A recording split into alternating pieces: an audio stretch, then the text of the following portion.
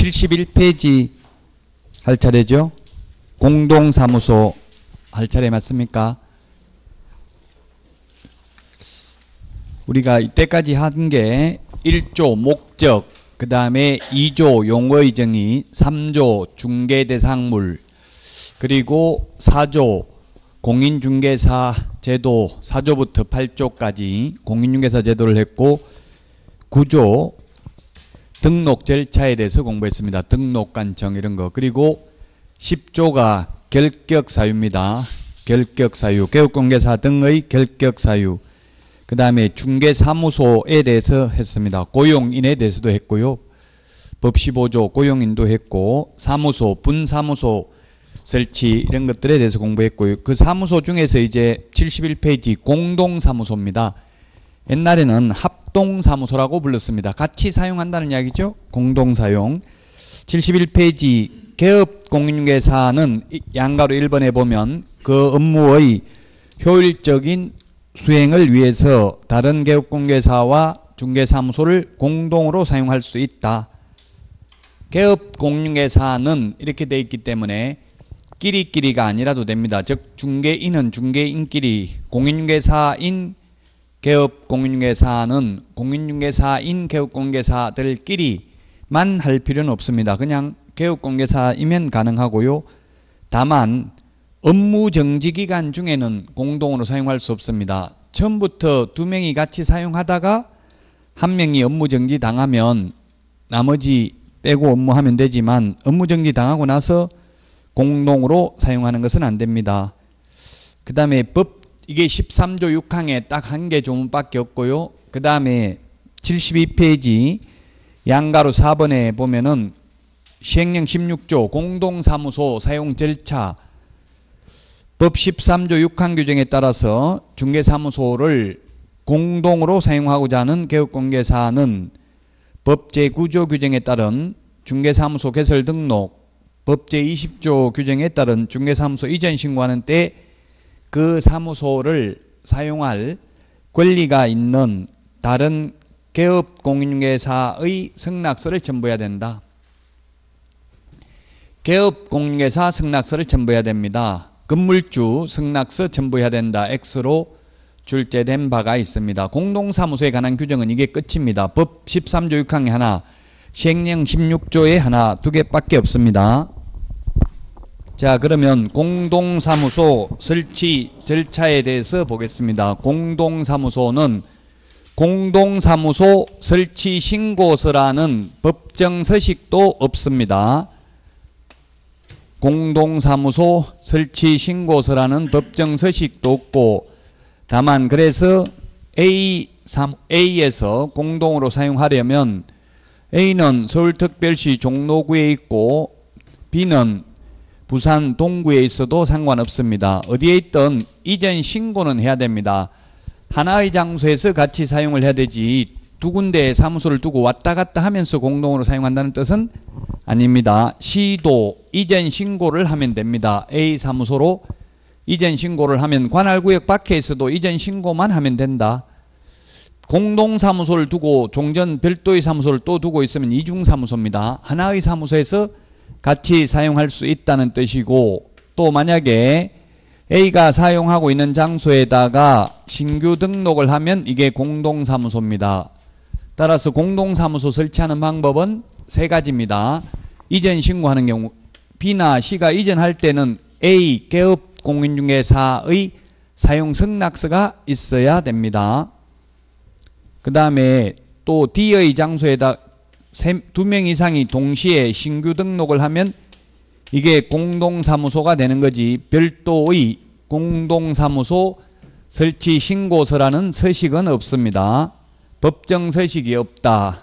그 다음에 A, B, C, D가 공동으로 사용을 하는 경우, 4명이 공동으로 사용을 하는 경우 A는 법인인 개업공개사, B는 공인중개사인 개업공개사, C는 법부칙 제6조 2항의 규정에서 등록을 한 것으로 보는 자, 소위 중개인, D는 법인의 분사무소라도 상관이 없다. 종별이 달라도 된다. 그래서 만약에 칸막이가 없는데 출입문 여기 있어가지고 B가 중개보수를 100만 원 받았다면 이 중개보수는 B 혼자서 먹어야 됩니까? 나눠서 먹어야 됩니까? 규정이 없습니다. 이건 혼자서 다 가져도 되고 나눠도 되고, 규정 있는 거는 딱 두 가지밖에 없다고요. 개업공개사는 효율적인 업무 수행을 위해서 공동으로 사용할 수 있다. 다만 업무 정지 기간 중에는 안 된다. 공동으로 사용할 경우에 그 사무소를 사용할 권리가 있는 다른 개업공개사의 승낙서를 첨부해야 된다. 이 규정 외에는 없습니다. 알아서 자율적으로 하면 됩니다. 월세가 100만 원 나왔으면 혼자서 내도 되고 나눠서 내도 되고 규정이 없습니다.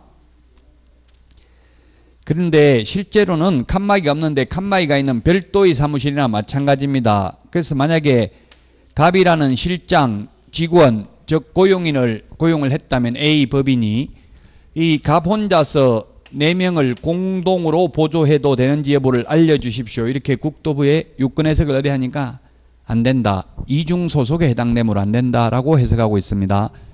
그래서 각각 칸막이가 있는 별도의 사무실이나 마찬가지라는 이야기입니다. 자격증 개시도, 등록증 개시도, 인장 등록도, 보정 설정도 따로따로 해야 됩니다. 손해배상 책임도 각각 있습니다. A의 갑의 업무상 행위는 그를 고용한 A의 행위로 보는 거지 합동사무소, 공동사무소의 대표자의 행위로 본다. X.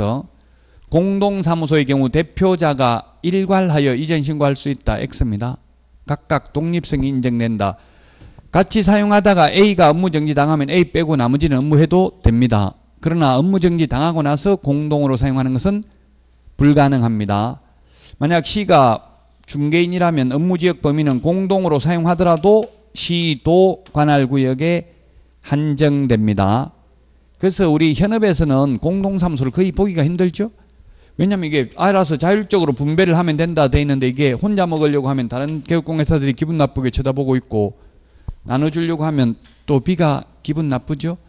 슬픔은 나누면 반감되지만 기쁨은 나누면 짜증나잖아요. 그래서 현실적으로 공동사무소는 거의 없습니다. 예, 공동사무소에 관한 규정은 이게 끝입니다. 각각 독립성이 인정된다. 그 다음에 74페이지 사무소 이전입니다. 사무소 이전 신고가 되겠습니다. 이전 신고.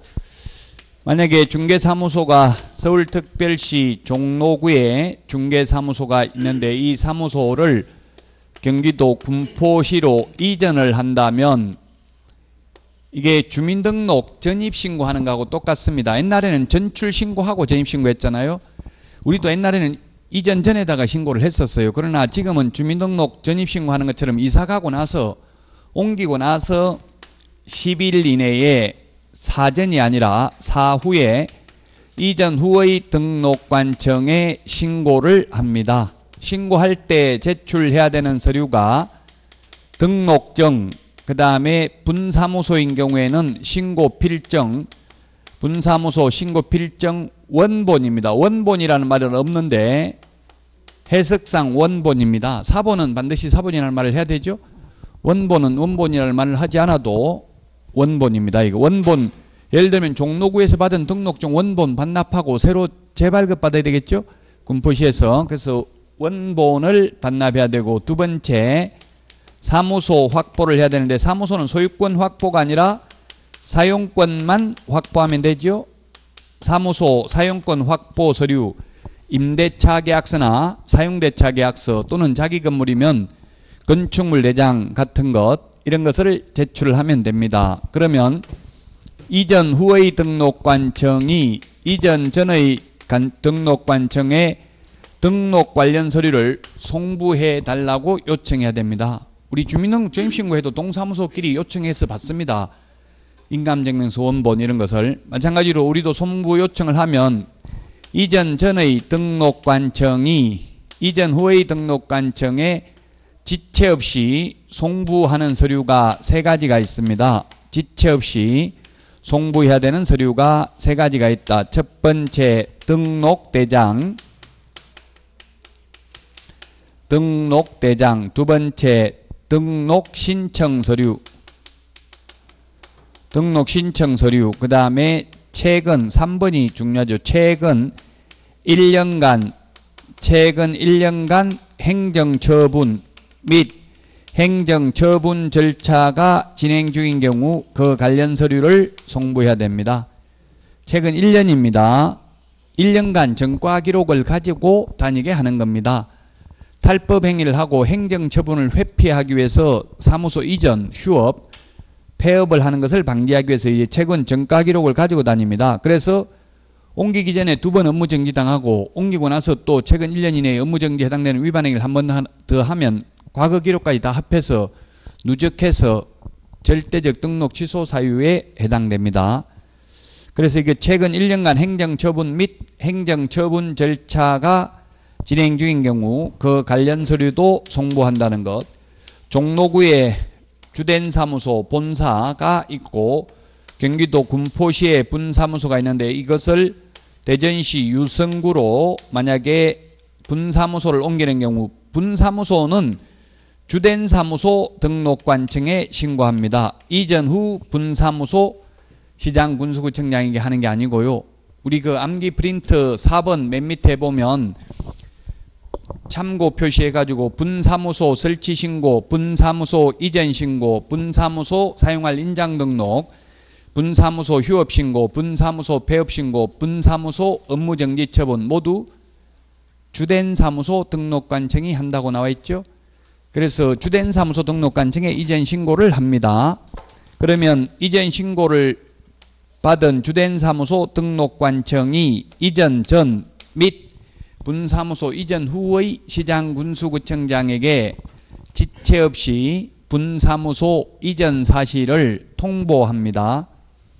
그 다음에 처리기간은 7일입니다. 처리기간은 7일이다. 왜 7일이냐면 우리 앞에서 지난주에 등록처분 통지도 7일, 분사무소 설치 신고 필정 교부도 7일, 사무소 이전 신고했을 때 처리기간도 7일인 이유는 결격 사유에 해당되는지 여부를 확인하기 위해서 걸리는 시간입니다. 7일 이내 처리를 하고요. 그 다음에 만약에 관할구역 밖으로 옮기는 경우가 있고 관할구역 밖으로 옮기는 경우 시군구 관할구역 밖으로 옮기는 경우 즉 등록관청 관할구역 밖으로 옮기는 경우에는 등록정 재교부입니다. 등록정 재교부. 관할구역 안에서 옮길 때에는 원칙이 등록정 재교부입니다. 그런데 예외는 등록정의 기재사항을 변경하여 교부할 수 있다. 근데 현실적으로 제가 관할구역 안에서 옮겨보니까 전부 다 재교부 해주더라고. 컴퓨터로 새로 출력을 하더라고요. 그 주소 고치고 옛날 그 지우고 이렇게 안 하죠, 현실적으로. 그래서 현실적으로는 다 재교부하고 있습니다. 그러나 관할구역 안에서는 원칙이 재교부인데 예외적으로 등록증의 기재사항을 변경하여 이를 교부할 수 있다. 자, 사무소 이전 신고 위반하면은 100만 원 이하의 과태료입니다. 100만 원 이하의 과태료고요. 사무소 이전 절차는 국토교통부령으로 정하고 있습니다. 대통령령으로 정하고 있는 게 아니고 과거 기출문제에 국토교통부령으로 정하고 있다. 대통령령으로 정하고 있다. 이런 게 시험에 출제됐습니다. 국토교통부령으로 이 이전 절차를 정하고 있다. 그래서 시험에 나온 기출문제를 보면 어떻게 나왔냐면 10일 대신에 7일 X, 미리 신고해야 된다 X. 휴업신고, 폐업신고는 미리 하죠. 근데 이게 미리 하는 게 아니라 사후에 하고요. 이전 후의 등록관청에 신고하는데 이전 전의 등록관청에 신고한다 X. 신고할 때 제출하는 서류와 송부하는 서류의 종류가 같다 X. 분사무소 이전의 경우 이전 후 분사무소 관할 시장군수구청장한테 신고한다 X. 주된 사무소 등록관청에 신고한다. 이런 게 출제됐다고요. 자, 사무소 이전도 다 했습니다. 그러면 77 인장 등록 79페이지입니다. 인장 등록. 인장 등록이라는 것은 중개행위에 즉 계약서 확인설명서에 도장을 찍을 때 아무 도장이나 찍으면 안 되고 정해진 도장을 찍어야 됩니다. 옛날에는 개인의 경우에는 인감증명법에 의한 인감도장이어야만 했습니다. 옛날에는. 그러나 지금은 꼭 인감도장일 필요는 없습니다. 어쨌든 이 도장을 쓰겠습니다 하고 인장 등록 신고서에다가 도장을 찍어서 제출하는 것을 인장 등록이라고 하는데, 이렇게 인장 등록을 하는 이유는 책임의 소재를 명백히 하기 위함입니다. 내가 도장 안 찍었다 이렇게 할 수도 있기 때문에 정해진 도장을 찍도록 되어 있는데 내가 안 찍었다 이런 말 하기는 어렵겠죠. 79페이지 맨 위에 양가로 1번에 보면은 개업 공인중개사 및 소속 공인중개사는 업무를 개시하기 전에 중개행에 사용할 인장을 등록관청에 등록하여야 한다. 전자문서도 가능하다는 것 가로 안에 주의를 하시고요. 자, 그러면 개업공개사와 소속 공인중개사만 가능하고 중개보조원은 인장 등록을 하지 않는다는 이야기죠. 우리 암기 프린터 31번에 맨 밑에 별표 2에 보면은 개공 플러스 소공 이렇게 적어 놓은 게 있습니다. 즉 개업공개사와 소속 공인중개사에게 해당되는 게 뭐가 있느냐 하면 품위유지, 신의성실, 공정중개, 인장등록, 서명 및 날인 이런 것들을 적어놨죠. 그 다음에 실무교육 이런 거는 개공 플러스 소공에게만 해당된다. 즉 인장등록은 보조원은 하지 않는다라는 점을 주의하셔야 되겠습니다. 개공 플러스 소공, 즉 개업공개사와 소속공개사만 인장등록을 한다. 모두 업무 개시 전에 인장등록을 합니다. 물론 계약서, 확인설명서 등 중개행위에는 등록된 인장을 사용하여야 합니다. 자, 그 다음에 양가로 2번 등록할 인장인데 개인의 경우 옛날에는 인감증명법에 의한 인감도장이어야만 했습니다만은 지금은 실명도장임이 됩니다. 아바타, 닉네임, 예명, 가명은 안 되고요. 가족관계 등록부나 주민등록표에 기재되어 있는 실제 성명이 나타난 인장으로서 그 크기가 가로 세로 각각 7mm 이상 30mm 이내의 실명도장이면 됩니다. 이 숫자가 시험에 출제됐습니다. 7mm, 30mm가 시험에는 10mm 이상 40mm 이내 X로 출제됐습니다. 그래서 우리 암기 프린터 내드린 것 39번에 13번, 39번에 13번에도 있고 35번에 9번에도 있죠. 39번에 13번, 35번에 9번 두 군데 있습니다. 왜 두 군데냐면 7에도 정리되어 있고 30에도 정리되어 있으니까 그렇죠. 찾았습니까? 39번에 13번, 그 다음에 35번에 9번 있습니다. 밑줄 좀 치놓으시고요. 7mm 이상 30mm 이내입니다. 숫자 7이 지금 10번 정도, 오늘까지 한 숫자 7이 10번 정도 나옵니다. 시험에 숫자는 출제됐고요. 암기해야 됩니다. 숫자는. 자, 그 다음에 개인은 실명도장해야 되고요. 동그라미 2번 법인인 경우입니다. 법인은 법적으로 사람을 법인이라고 하고요. 회사를 말하는 거죠. 회사. 법인인 경우에는 상업등기규칙에 의해서 신고한 법인의 인장이어야 합니다. 법인의 인장. 법인의 대표자 인장이어야 한다 하면 X입니다. 대표자, 자연인 인장이 아니라 법인 인감도장이어야 한다 이 말입니다. 그래서 법인의 인장 밑줄 치십시오. 법인의 대표자 인장이 아닙니다.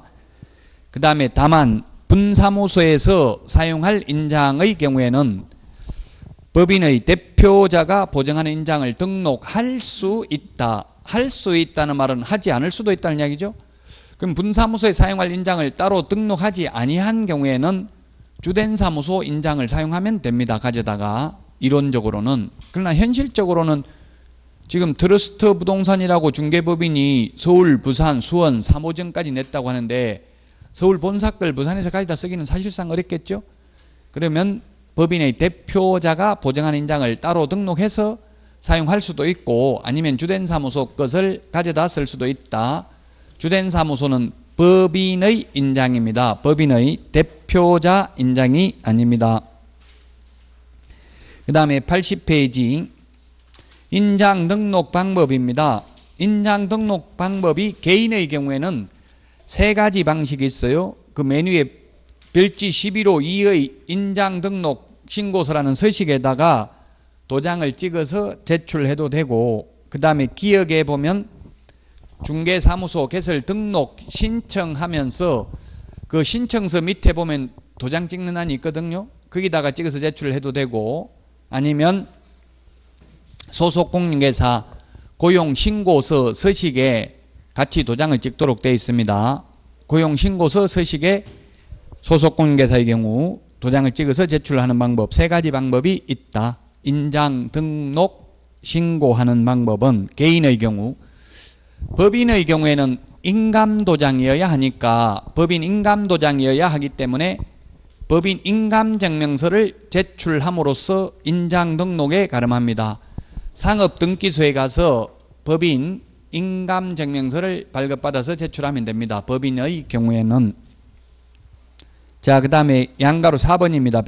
180페이지 맨 밑에 양가로 4번인데, 등록인장을 변경한 경우에는 7일 이내에 변경 등록해야 됩니다. 사후 7일 이내입니다. 7일 이내 대신에 시험에 10일 이내 X로 출제됐습니다. 그래서 우리 암기 프린터 39번 숫자 7이 정리되어 있는데 39번에 2번에 있습니다. 39번에 2번.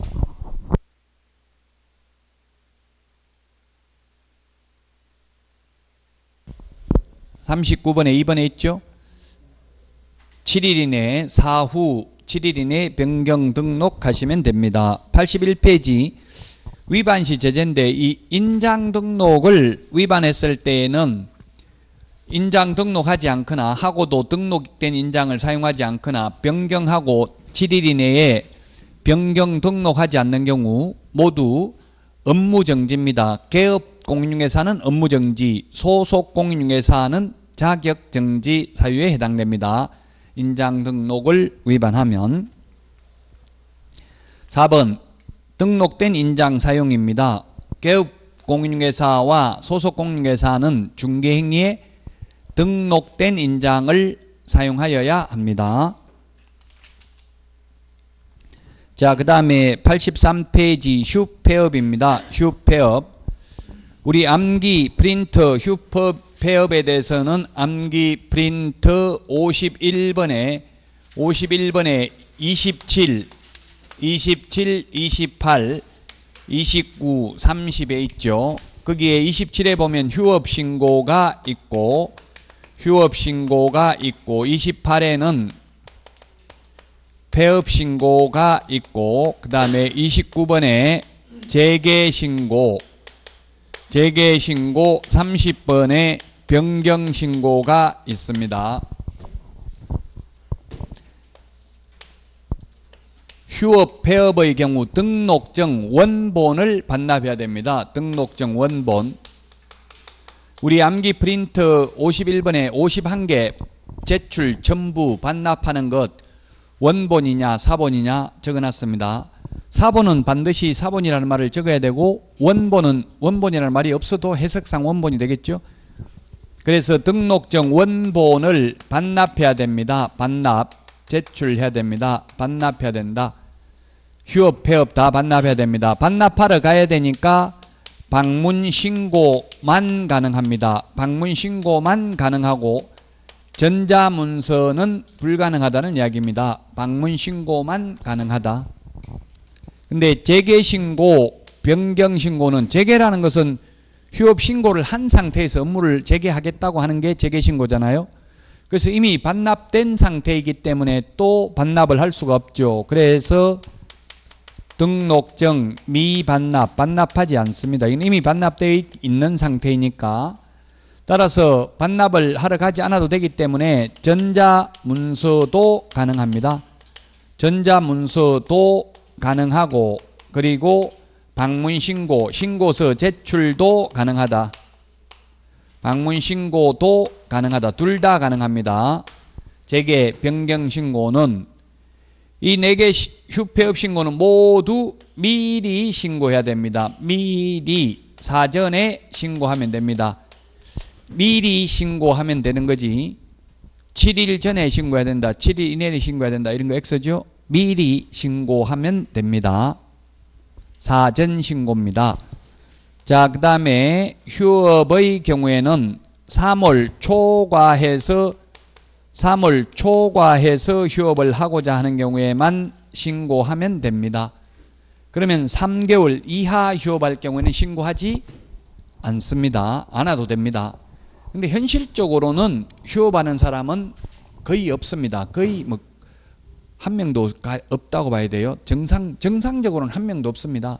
특수한 경우는 있을 수 있습니다. 실제 중개업을 하지 않고 그냥 등록만 해놓으려고 하는 사람은 가능할 수 있겠지만 현실적으로 정상적인 영업을 하는 사람은 없죠. 왜냐하면 만약에 영업이 안 되면 어떻게 하겠어요? 영업 잘 되는 것처럼 해서 권리금 받고 넘기려고 하겠죠.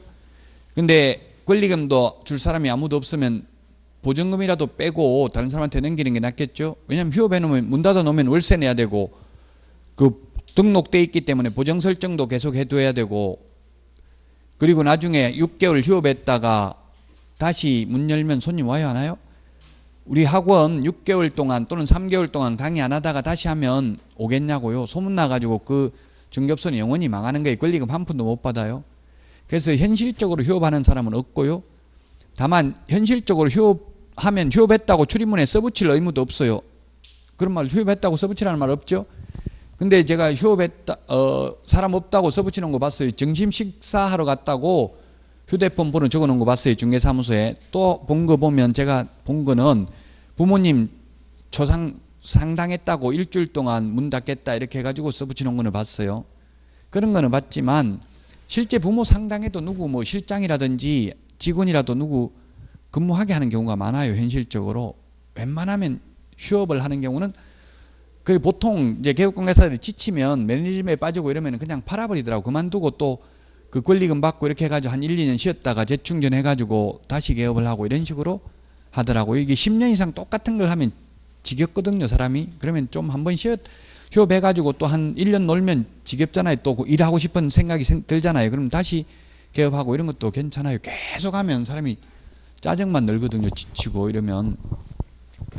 자, 그래서 현실적으로 휴업한 사람은 거의 없다. 3월 초가 휴업이다. 그 다음에 한번 휴업하면 6개월간 휴업할 수 있다. 6개월간 휴업할 수 있고 따라서 6월 초가 무단휴업. 이게는 선언적 의무에 불과합니다. 6월 초가 무단휴업은 임의적 취소, 임취, 취소할 수 있습니다. 임취, 취소할 수 있다. 임의적 취소다. 3월 초가 무단휴업. 그 다음에 폐업신고, 재개신고, 변경신고 위반은 100만 원 이하의 과태료 대상이 된다.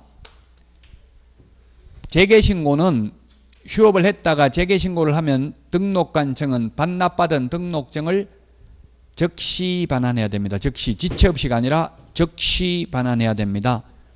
그 다음에 변경신고는 원래 휴업은 6개월밖에 안 되는데 부득이한 사유가 있으면 휴업기간을 연장할 수 있습니다. 우리 84페이지 6월 초과 할 수 없죠. 그런데 동그라미 1번 질병으로 인한 요양, 병원에 입원하는 경우, 징집으로 인한 입영, 군대 가는 경우, 그 다음에 치약, 학교 가는 경우 이런 부득이한 사유가 있으면 6월 초과할 수 있다는 이야기입니다. 6월이라는 말은 우리 암기 프린터 42번에 6월을 모두 정리해놨고요. 거기에 동그라미 10번에 보면 있죠. 6월 초과할 수 없다. 휴업. 매수 신청 대리 휴업도 6월을 초과할 수 없습니다. 6월이라는 숫자도 기억해야 되겠죠. 암기 프린터 42번에 있죠. 3개월이라는 숫자는 암기 프린터 43번에 있습니다. 43번에 3개월 정리해놨습니다. 1번에 있습니다. 3월 초과해서 휴업할 수 없다 할 때 3월. 자, 그 다음에 83페이지 다시 교과서 맨 밑에 다음 달 10일까지 협회에 통보해야 된다. 휴폐업 신고사항. 우리 다음 달 10일까지 통보하는 것은 암기 프린터 25번에 6개를 정리해놨습니다. 휴업신고, 폐업신고사항, 등록사항, 그 다음에 분사무소 설치신고사항, 사무소 이전신고사항, 등록 취소 업무 정리 등 행정처분사항, 고용인, 고용관계 종료신고사항 다음 달 10일까지 협회에 통보해야 되죠. 다음 달 10일까지 통보입니다. 앞에서도 계속 나왔습니다. 자, 그래서 휴폐업에 대해서도 다 했습니다. 휴폐업도 다 말씀을 드렸고요. 다음은 86페이지 개업공인중개사 등의 금지행위입니다. 개업공인중개사 등의 금지행위다. 개업공인중개사 등이란 우리 법제 10조에 나와 있는데 10조 3항에 나와 있는데 개업공인중개사, 소속공인중개사, 중개보조원, 법인의 임원, 사원을 개업공인중개사 등이라고 합니다. 개업공인중개사 등에는 공인중개사는 포함되지 않습니다. 공인중개사는 개업공인중개사 등에 해당되지 않는다. 그래서 우리 암기 프린터 31번 맨 밑에 별표 1에 보면은 개공등 이렇게 되어 있습니다. 개공등이 개업공인중개사 등이라는 말이죠. 31번에 보면은 거기에 뭐 5가지가 있는데 개공등에 해당되는 게 첫 번째 결격사유, 이중소속, 비밀준수, 금지행위, 거래사고 예방교육 이 5개는 개공등에게 해당된다. 31번에 맨 밑에 찾았습니까? 그래서 개공등에게 해당되는 것, 개공 플러스 소공에게만 해당되는 것, 개공에게만 해당되는 것 이런 것들을 구분해야 됩니다. 시험에 출제됐기 때문에. 자, 따라서 개공 등의 금지행위 하면 안 되는 거 7개가 있습니다. 부작위 의무라고도 합니다. 하면 안 되는 의무라서 부작위 의무. 시험에 한 문제는 반드시 출제되고 3문제까지 출제될 수 있습니다. 개업공인중개사 줄였습니다. 개공 등의 금지행위입니다. 따라서 이 금지행위는 사장뿐만 아니라 실장들도 금지행위 하면 안 된다는 이야기죠. 쉽게 말하면 직원들도 개업공인중개사 등이니까 첫 번째 매매를 업으로 하는 경우입니다. 우리 87페이지에도 있고 86페이지 법조문에도 있는데 매매를 업으로 하는 경우입니다. 매매를 업으로 하는 경우. 매매를 업으로 하는 게 안 된다고 하니까 어떤 분은 그러면 자격증 따가지고 중개만 해, 임대 중개만 해야 되고 매매 중개는 하면 안 되냐 이런 질문을 하시는 분도 계시던데 매매 중개를 업으로 하는 건 상관없고요. 매매를 업으로 한다는 것은 중개를 업으로 하는 게 아니라 자기가 직접 집장 사는 거에 샀다 팔았다 불특정 다수와 매매를 업으로 하는 것만 금지행위고 매매 중개업은 상관없어요. 소개하는 건. 소개 안 하고 자기가 직접 샀다 팔았다 하는 거 안 된다고요. 매매를 업으로 하는 것은 안 되지만 교환을 업으로 하거나 임대를 업으로 하는 것은 금지행위가 아니다. X의 말은 금지행위가 아니다. 따라서 임대를 업으로 하는 게 금지행위라고 하면 건물주들은 그러면 중개업 못하겠죠. 근데 임대업 해도 됩니다. 임대업을 하면서 중개업 해도 됩니다. 그러나 매매업은 안 됩니다. 그 다음에 두 번째 무등록업자와 무등록업자, 무등록 중개업자, 무등록자 이게 법조문에는 뭐라고 되어 있냐면 법제 구조 규정에 의해서 중개사무소 개설 등록을 하지 아니하고 중개업을 영위하는 자 이렇게 되어 있어요. 너무 길기 때문에 그냥 제가 무등록업자 이렇게 적었어요. 무등록업자와 협력입니다. 줄이면 즉 무등록개업공개사임을 알면서라고 되어 있죠. 법조문에 알면서 그를 통해서 중개를 의뢰받거나 무등록업자에게 자신의 명의를 이용케 하는 행위. 알면서 했으니까 이거 협력이잖아요. 협력. 모르고 하면 금지행위 아니죠. 그래서 여러분들이 알면 다친다. 옛날 어른들 하는 말이 다 맞다고요. 너무 많은 걸 알려고 하지 말아야 되겠죠. 모르고 하는 것은 금지행위가 아닌데 알면서 하면 금지행위다. 그 다음에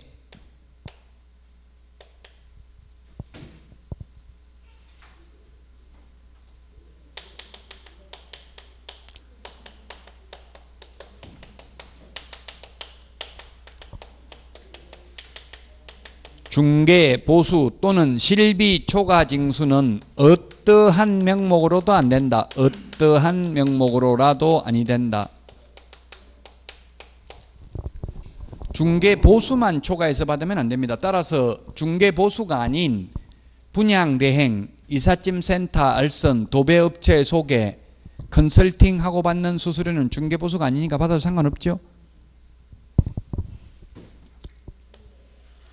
판례에 의하면 의뢰인이 땅은 땅을 우리 땅 개발해봐라 이렇게 해가지고 개업공개사 돈으로 개발을 했어요. 거기에 다가구 주택을 지어가지고 원룸을 지어가지고 통매매 해가지고 예를 들면 땅값을 뭐 5억이라고 계산했고 그 건물 공사비 5억 든다 해가 10억 공사비는 개업공개사가 다 부담을 했다고요.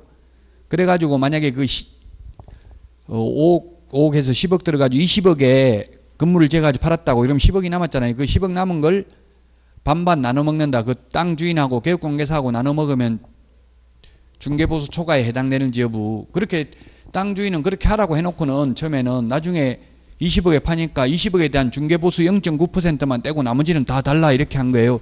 그리고 네 공사비 들어간 거 건축비 그만큼 빼고 5억 들어갔으면 5억 빼고 나머지는 중개보수만 받고 다 달라 이렇게 했는데 판례는 그건 받아도 된다.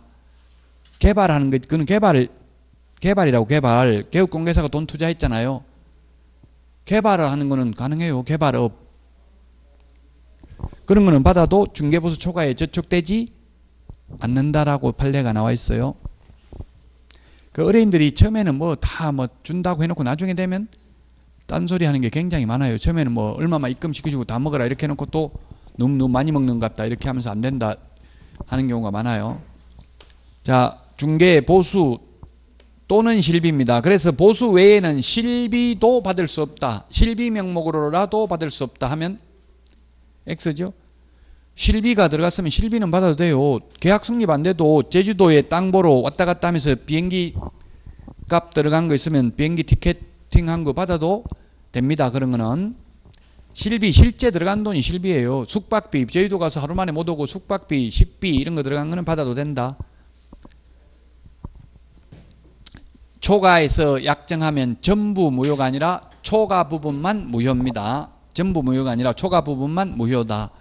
그래서 초과해서 받기로 약속했으면 해도 줄 필요 없고 지급했다 하더라도 부당이득으로서 돌려받을 수 있다. 무등록업자의 보수 청구권은 인정되지 않는다. 그러나 우연한 기회에 한두 번 중개하기로 하고 한두 번 중개하고 받기로 약정한 건 받아도 된다. 업으로 한 게 아니면 지급으로 한 게 아니면 무등록업자의 보수 청구권은 인정되지 않는다.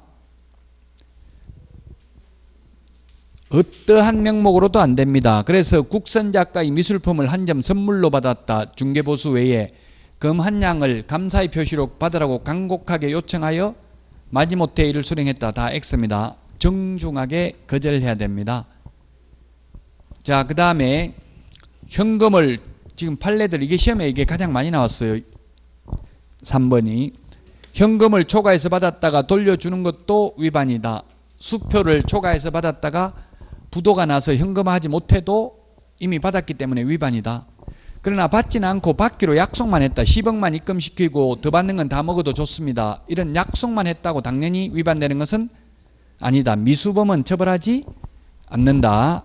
실제 초과해서 받은 경우에만 위반이 된다. 이런 것들이 출제되었습니다.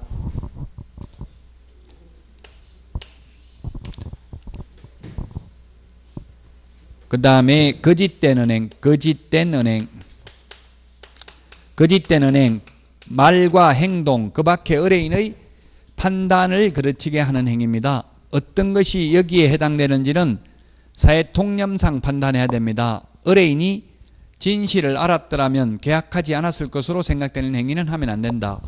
판례는 매도 의뢰인이 의뢰한 가격보다 무척 높은 가격으로 매수 의뢰인에게 제시하고 그 차액을 편취하는 행위도 거짓된 은행에 해당된다. 또 뭐 여러 가지 판례 굉장히 많아요. 여기에 대해서는 이것만 사두면 바로 2배로 되팔 수 있다고 말했다. 거짓된 은행이다 아닙니까?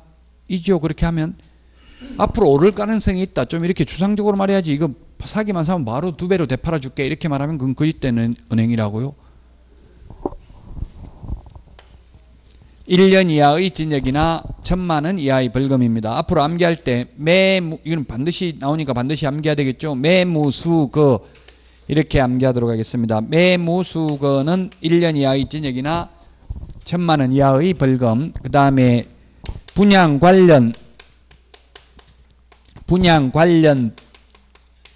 증서 매매를 업으로 하거나 중개하는 행위입니다. 이 주택법에 분양 관련 증서가 나와 있습니다.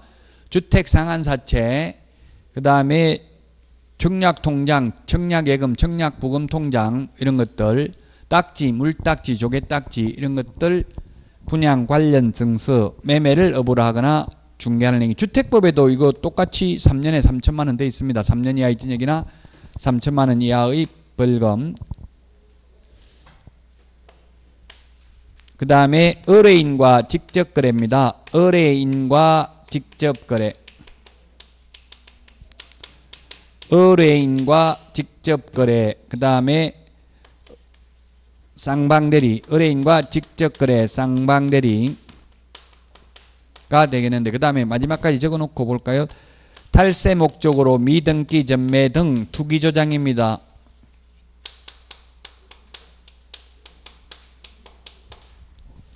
의뢰인과 직접거래. 의뢰인과 직접거래는 안됩니다. 그래서 만약에 내가 임대업을 하더라도, 임대사업자 건물주라도 손님이 오면 세 구한다고 하더라도 내가 건물주라도 내 부동산을 임대하는 건 안되죠. 직접거래입니다. 의뢰인하고 직접거래는 안됩니다. 의뢰인하고 직접거래를 판단하는 게, 제가 국토부 단속하는 그 담당자, 서울시 담당자하고 국토부 직원하고 이야기해보니까 계약서 확인설명서에 보면 거래 당사자 이름도 적고 개업공개사 이름도 적잖아요. 그 개업공개사 이름하고 거래 당사자 이름이 중복으로 적히면 그건 무조건 직접거래래요. 임대인 이름에도 임대인 박용덕, 개업공개사 박용덕 직접거래라고요. 그거는 의뢰인 이름하고 개업공개사 이름하고 똑같으면 직접거래라고요.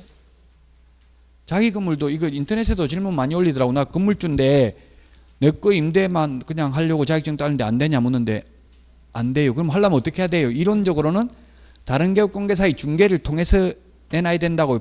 사고 팔아야 된다고요. 임대해야 된다고요. 왜 그렇게 하겠어요? 국민들을 보호하기 위해서. 자기가 해버리면은 속일 가능성이 많잖아요. 의뢰인한테 이거 비싸다, 이거 월세 다른 데 40만 원 하는데 이거 50만 원도 구하기 힘들다 이렇게 해서 50만 원에 비싸게 주고 이렇게 할까봐 직접 거래는 못하게 하는 거예요. 즉 싸게 사가지고 비싸게 되팔고 이런 거 방지하기 위해서 못하도록 하는 거죠. 그럼 예를 들면 매도인이 있고 매수인이 있으면 직접 거래를 하면 어떻게 돼요? 개업공개사가 A 개업공개사 개공 등이죠. 싸게 사가지고 비싸게 되파는 걸 방지하기 위한 취지라고요. 그러면 개공하고는 안 되고요. 실장하고 배우자하고 애인하고 누구하고 하면 이게 금지행위입니까? 이거 이 중에 3명 중에서 실장만 금지행위죠. 실장은 개공 등에 해당돼요. 애인 명의로 샀다 되파는 건 상관없고 배우자 명의로 샀다 되파는 것도 상관없죠. 그럼 현실적으로 애인 명의로 사는 게 좋겠어요? 좋은 물건 있으면, 싼 거 있으면 배우자 명의로 사는 게 좋겠어요? 현실적으로는 애인 명의로 하는 게 좋겠죠. 배우자 명의로 하면 의뢰인이 알아보세요. 배우자가 샀다. 개업공개사 기분 좋겠어요? 안 좋겠어요? 기분 안 좋겠죠. 그러면 시비를 걸고 뭔가 꼬투리를 잡을 가능성이 많아요. 근데 애인 명의는 애인인지 아닌지 공시가 안 돼 있잖아요. 애인이라고 해도 애인 아니다 해버리면 입증할 수가 없잖아요. 애인인지는. 배우자는 다 가족관계 등록부 떼보면 다 나오지만, 그래서 애인 명의로 하는 게 좋기는 해요. 불안해요. 떼먹고 갈까봐 애인이. 그거는 떼먹고 갈까봐 불안하면 그건 애인이 아니죠. 애인은 아무리 많이 줘도 아깝지 않은 게 애인이에요. 그 죽기 전에 애인 진정으로 한 명이라도 있으면 행복한 거예요. 그거 구하기 쉽잖아요. 자, 그래서 어쨌든 개공 등하고는 직접 거래하면 안 된다. 지금 현실적으로 좀 문제가 되는 게 이제 중개사무소 이런 것도 유권 해석이 좀 애매해요. 중개사무소 있다가 만약에 주인이 올려달라고 하잖아요. 내가 지금 근무하고 있는 사무소가. 근데 2년 후에 만약에 올려주는 거 정액하는 거 그걸 계약서가 내일 직접 적으면 그게 직접 거래에 해당되는지 여부, 거기에 대해서는 처벌한 사례는 없습니다. 국토교통부에서는 해당되지 않을 것으로 추정됩니다. 이렇게 애매하게 말해요. 소송된 게 없다고. 그런 거에 대해서는 또 약간 논란의 여지는 있다는 이야기예요. 의뢰인이 아닌 걸로 보고 그냥 직접 그거는 중개가 아닌 걸로 지금 유권 해석은 보고 있어요. 중개사무소를 2년 지나고 3년 지나면 올려달라 할 거 아니에요. 올려달라 해도 그럼 또 다른 중개업소 가서 그럼 계약서 쓴다는 게 현실적으로 거의 불가능하잖아요. 그거는. 그런 거는 직접 거래에 해당되기 좀 어려운 것으로 보여진다. 이렇게 유권 해석을 하고 있어요. 빨리 바꿔야 되겠죠. 이거 외국에는, 선진국에는 다 직접 거래 다 가능해요. 근데 왜 이렇게 하냐면 우리 개업공개사는 지금 사기꾼이다, 불신하고 정부에서 못 믿는 거죠. 전문 직업인을 믿으면 직접 거래 해야죠. 해도 상관없죠. 만약에 꼭 직접 거래를 하라는 게 아니라 할 수 있으면 해도 상관이 없어야 되는데 이제 직접 거래를 허용해버리면 의뢰인들한테 싸게 사가지고 비싸게 되팔고 이런 식으로 해서 폭리를 취할까봐 지금 금지 행위를 두고 있다고요. 현재는. 의뢰인하고 그래서 의뢰인하고 하면 한 번만 해도 직접 거래고 매매를 업으로 한다는 건 의뢰인이 아닌 사람하고 계속 반복하는 거예요. 딱 한 번만 하는 거는 이거 업이 아니죠. 이건 매매를 업으로 한다는 거는 의뢰인이 아닌 사람하고 하고 의뢰인은 딱 한 번만 해도 직접 거래라고요. 의뢰인이라는 건 뭐예요? 평소 모르다가 중개사무소 간판 보고 찾아온 손님이 의뢰인이죠. 그 평소 알고 있던 사람하고 하면 이거는 직접 거래라고 보기 어렵다는 이야기예요. 의뢰인이 아니기 때문에 쌍방대리 양쪽을 다 대리하는 건 안 됩니다. 일방대리는 가능하죠. 한쪽을 대리하는 거는 사적 자치를 확장하기 위해서 민법에 있는 제도니까 가능한데 쌍방대리는 절대 안 된다. 민법 쌍방대리라는 건 뭐예요? 매도인 매수인을 다 대리해가지고 개업공개사 혼자서 계약서 적는 거잖아요. 공인중개사법에는 안 된다. 민법에는 법무사가 쌍방을 대리해서 등기 신청하는 경우도 있죠. 예외적으로. 그러나 공인중개사법에서는 예외 없이 쌍방대리 안 된다. 직접 거래 안 된다. 일방대리는 가능하다. 탈세 목적으로 투기조장, 미등기 전매 등 투기조장입니다. 그래서 A가 B에게 1억에 팔았고 B는 다시 C에게 1억에 팔았는데 바로 A에서 C로 미등기 전매하도록 알선했으면 이 자체가 탈세를 목적으로 했잖아요. 비록 전매 차익을 올리지 못했다 하더라도 금쟁입니다. 취득세를 탈세할 목적이 있었잖아요. B가. 자, 그래서 매무수거 1년 이하의 징역이나 1,000만 원 이하의 벌금, 관직상투 이렇게 암기하겠습니다. 관직상투 3년 이하의 징역이나 3,000만 원 이하의 벌금입니다.